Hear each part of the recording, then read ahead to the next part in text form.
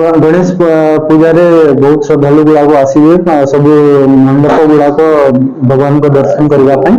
तो गणेश पूजा रे दुई टाइप मंडप होची, गोटे छोट मंडप होची, गोटे बड़ मंडप होची।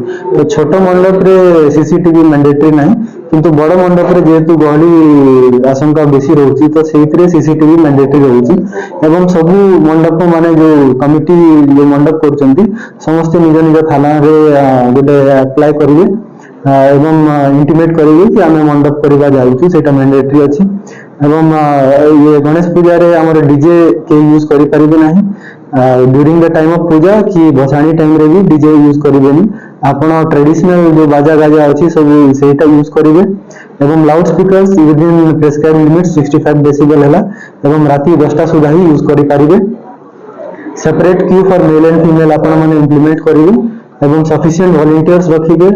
आमर जो फायर क्रैकर्स होची से भी बहुत गुड़ाक दुर्घटना होती ओडिशा रे, तो काइंडली फायर क्रैकर्स यूज करेंगे ना। बसाणी टाइम रे आपण माने गोटे म्युनिसिपालिटी द्वारा डेजिग्नेटेड प्लेस रे बसाणी करेंगे।